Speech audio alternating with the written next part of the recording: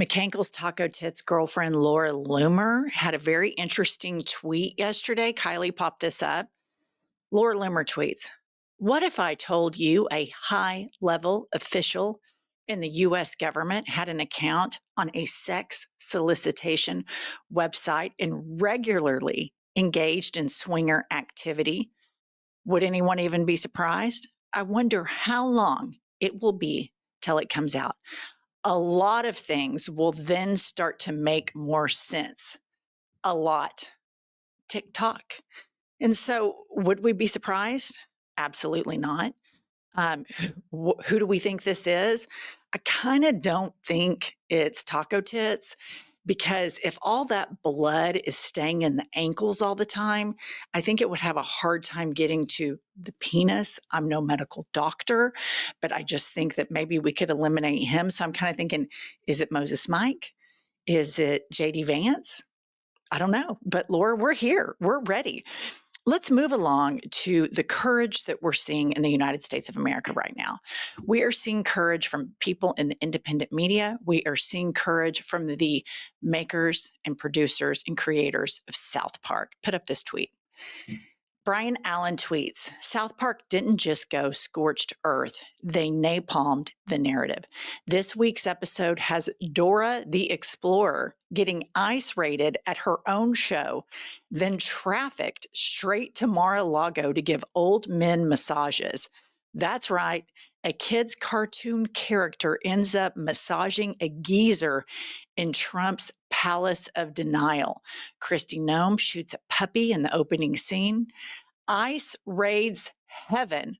Trump, Vance, and Satan rub elbows on Fantasy Island. And when Mackey sees what's happening, even he nopes out of the job. Okay, so let's play this clip. And I just want to remind you here, the mindset of MAGA, you guys, that is if they could send ICE into heaven to remove it of brown people, they would freaking do it. And then Kristi Noem had the audacity yesterday to get on Twitter and make a statement that liberals are always making fun of conservatives' appearances. Has she checked the Twitter record, the social media record of her boss? Does she realize that on right-wing media, they're always talking about pink-haired lesbians and they're always talking about specifically Black and brown people? And this woman has the audacity to say such a thing. And furthermore, what a snowflake. This is your policy. Stand by it. This is what happens. You wanted a chair in the hot seat. This is what happens in a free society that you're trying to make unfree. When you get on the big stage, you're open to criticism and ridicule. And if you don't like that, then maybe you should have stayed in South Dakota and continued killing puppies, if that's your big thing to do. All right, next up, JD Vance is rather confused. Our little smoky eye sociopath is trying to play offense and it face plants spectacularly. He says, well, I finally made it. And it shows him as the little guy from Fantasy Island and the chubbiest face you have ever seen. And in reality, what he's trying to skirt the MAGA people from knowing, here is JD Vance with a bottle of baby oil. And in this scene, Trump tells Vance to lube up Satan. Okay. And JD Vance, your best play here would just be to ignore it. Just totally ignore this entire thing. But these MAGA men are so thin-skinned. He's saying he's made it, and he's so clueless as to what happens outside of the teeny-weeny, low testosterone segment of Twitter, the Elon Musk side of Twitter, where they are just completely out to lunch. All right, next up. South Park roasts MAGA Christians and ICE deporting brown people from heaven. You ask a triple Trumper, which Pumps and I have, what would Jesus do? Would Jesus deport these people? And they look you straight in the face and say, yes, I think he would. This is not that far-fetched. And so you have the creators of South Park doing what the Democratic Party should be doing right now if they weren't beholden to Israel. They would be making a crystal clear moral case about this, but they can't because they're tethered to special interest. And this is such a layup of a message. It's such a layup to go after these hypocritical Christians and just how un-Christ-like they are, but they refuse to do it. You guys, it's so important that we get factual, fact-based news. And you wonder, like, when you're on the internet, how on earth do I do this? And this is why I want to talk about Kathy Hochul. And she has welcomed New York, Texas Democrats who fled the redistricting vote. And you can look at two headlines to see how this gets covered. The first is from a lean left source. The headline is New York governor vows retaliation after Texas GOP's redistricting move. And on Ground News, my go-to app, it tells me that there is a very high factuality in this article. And if you go to the right-leaning headline, it says Democrat New York Governor Kathy Hochul vows war over GOP redistricting in Texas. And because I use Ground News, I'm able to see how much fact is in this. And it says it's mixed factuality. So there you have it right there. That's why these people that you know that are triple Trumpers start spewing misinformation and lies, because they read it. It's cooked into the books. And that's why Ground News is so incredibly helpful. And you guys, because we have such a great partnership with them, we are asking you to join us by going to groundnews.com/IHIP to get 40% off the Ground News Vantage plan that Pumps and I use every single day. The best part, you guys, is they are subscriber funded and female founded. By subscribing, you're not only getting a tool we all need today, you're also supporting our work here at IHIP News. That's ground, GROUND, news.com/IHIP, and Kylie will pin the link right below in the show notes.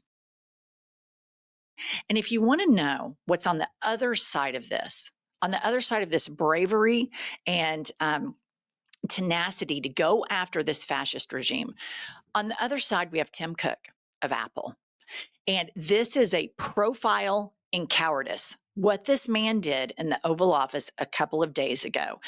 Ruth Ben-Ghiat, she is an expert on authoritarianism. She calls this moral collapse in action. Play the clip. Yes, please.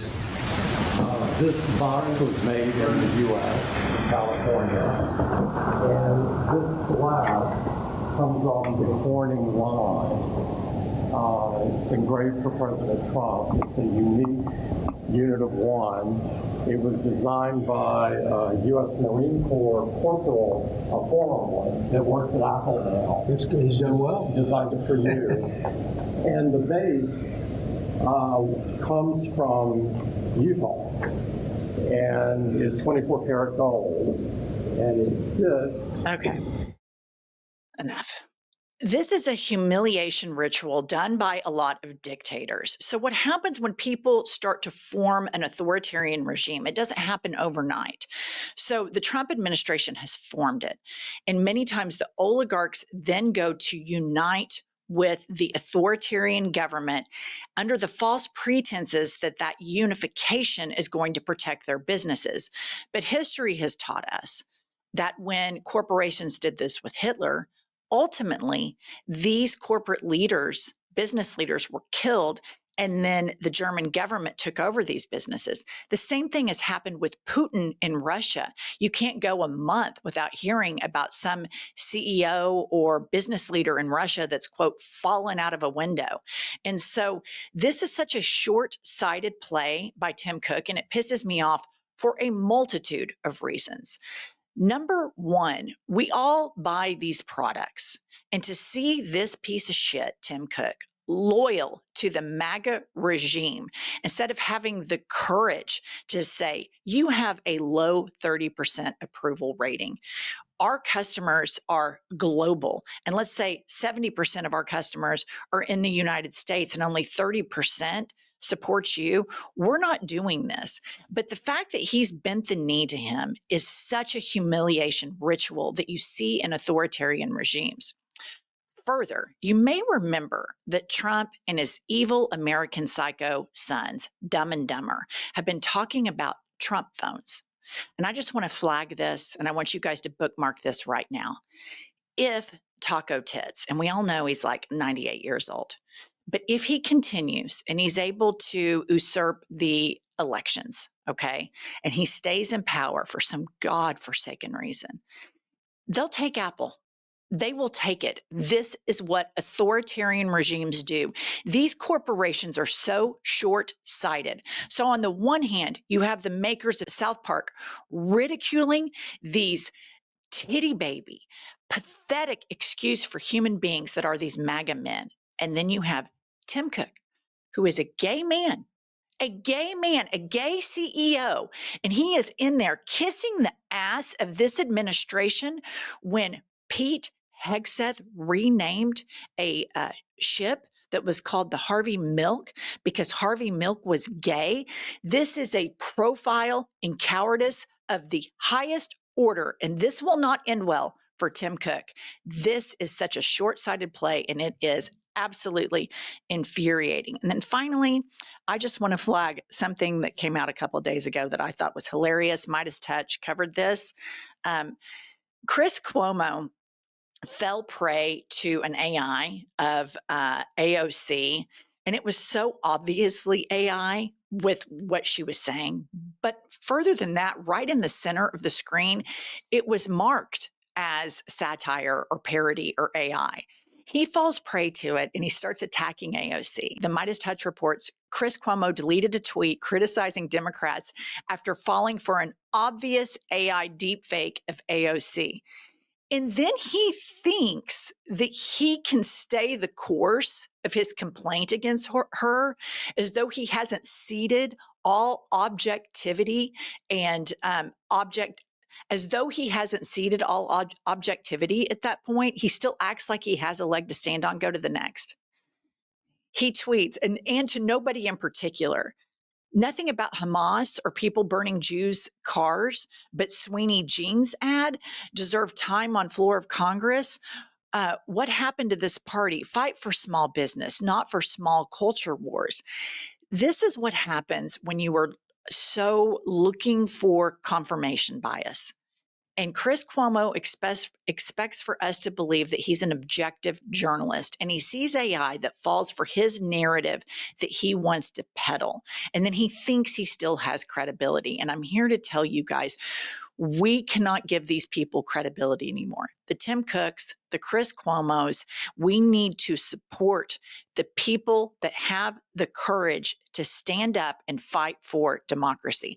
Okay, we're dangerously closing in on 1 million. Make sure you buy our book, and I'll see you all later today.